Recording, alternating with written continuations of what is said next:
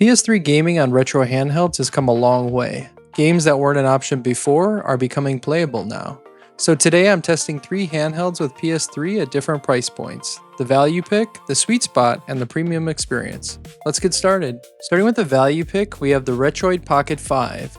This is really the entry point into PS3 gaming, and the Pocket 5 comes with a 5.5-inch OLED display, the Snapdragon 865 processor, 8GB of RAM, 128GB of storage, and a 5000 mAh battery for around $200. The build quality on the Pocket 5 is excellent. The buttons and D-pad feel great, it comes with Hall effect joysticks and modern analog triggers, and it's light at only 280 grams. The OLED display is great with vibrant colors and deep blacks that really make games look better than ever. From a performance perspective, the Pocket 5 can easily play all the classic retro gaming systems, including Game Boy, Super Nintendo, all the way up to PS1. Additionally, you can play a good amount of PS2 and GameCube and some of the lighter Wii U and Switch games. And since it runs on Android, you have access to the Google Play Store just like an Android phone. At this level, we're talking about the lighter end of the PS3 library, such as Rayman Origins, Catherine, Dragon's Crown, and more. From a battery life perspective, you can expect 10 to 11 hours of Game Boy Color and Super Nintendo gameplay. For PS2, you'll see 4 to 6 hours, and for PS3, about 2 to 4 hours. The Retroid Pocket 5 offers an entry point into lighter PS3 gaming with its beautiful 5.5-inch OLED, excellent build quality, and a light and pocketable package. For the sweet spot category, we have the Retroid Pocket 6. Retroid took everything people loved about the Pocket 5 and pushed it even further. With the Pocket 6, you get a beautiful 5.5-inch 120Hz OLED display, the Snapdragon 8 Gen 2 processor, 8 to 12GB of RAM, 128GB of storage, a larger 6000 mAh battery for around $244 to $279 depending on your configuration. With the Pocket 6, Retroid took the feedback from the community and further refined the build and ergonomics. The grips on the handheld are now more substantial, making longer gaming sessions more comfortable. They also offer 2 different analog stick placements. You can either have the left analog stick below the D-pad, or my favorite option, the analog stick top, which is more familiar to gamers who are used to the PlayStation and Xbox layout. And even though the Retroid Pocket 6 offers improved ergonomics and a larger battery, they did manage to keep it very pocketable and light at 320 grams. The 120Hz OLED display is another big upgrade. The 5.5-inch display looks beautiful with vibrant colors, deep blacks, and excellent motion. That higher refresh rate makes games and menus feel smooth and responsive. The Pocket 6 can play all of the classic retro systems, PS2, GameCube, Switch, Xbox, and Xbox 360, as well as some PC games via apps like GameHub and Game Native. It's a big step up from the Pocket 5, and that opens the door to more intensive games to the PS3 library, such as Street Fighter 4, Tekken 6, and Marvel vs. Capcom 3, and more.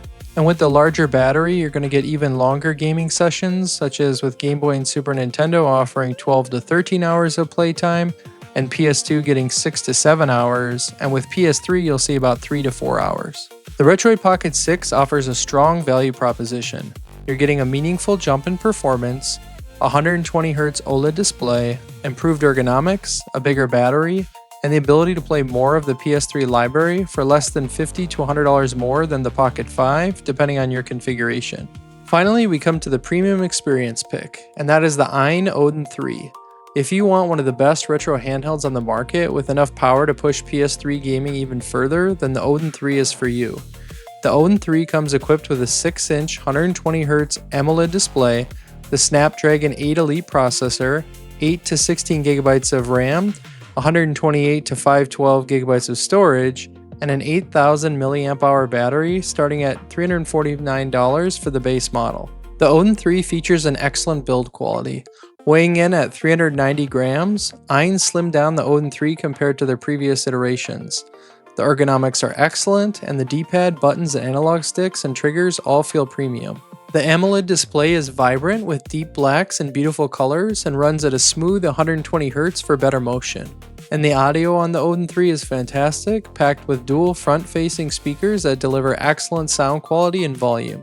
Performance is where the Odin 3 really separates itself. It's powered by one of the most powerful mobile chips on the market, and that gives you access to the largest selection of PS3 games, including Demon's Souls, Lollipop Chainsaw, Kingdoms of Alamur, and more. The Odin 3 also has enough power to run Xbox 360, Switch, and PC games through GameHub and Game Native. And since the Odin 3 comes equipped with a massive 8000 mAh battery, you'll get 14 to 16 hours of Game Boy Color and Super Nintendo, 6 to 8 hours of PS2, and 3 to 5 hours of PS3. If you're looking for a handheld that gives you the best overall PS3 experience along with excellent build quality, battery life, and display, then the Odin 3 is the one for you.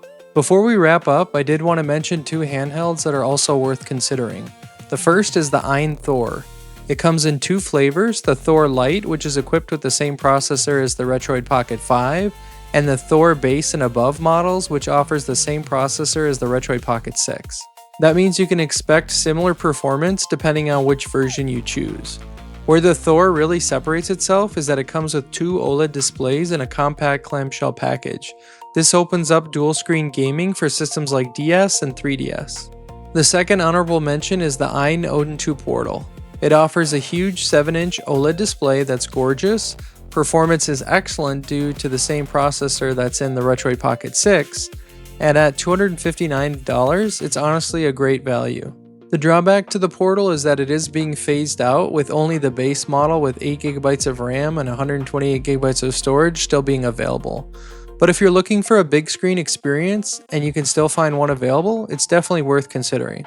For today's testing, I used 3 different PS3 emulators, PS3E, RPCSX, and ARM SX3.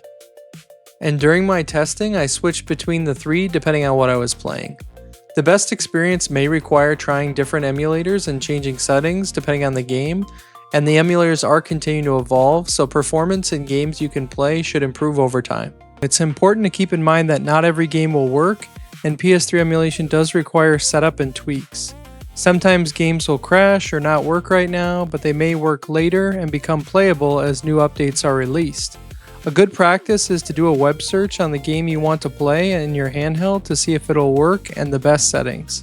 So to wrap up, if you're looking for a retro handheld that lets you dip your toes into lighter PS3 gaming without breaking the bank, then the Retroid Pocket 5 is a great place to start. And starting at around $45 more, the Retroid Pocket 6 offers a big jump in performance, 120Hz OLED display, and even better ergonomics.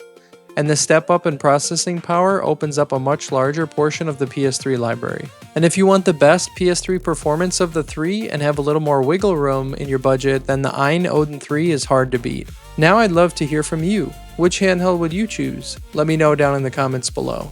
As always, I'll include links to all the devices we talked about today in the description below. If you enjoyed the video, please consider subscribing, hitting the like and hype buttons, as it does help my channel to grow. That's going to be it for me today. This is Mike from Split Screen Dad, and I'll see you soon.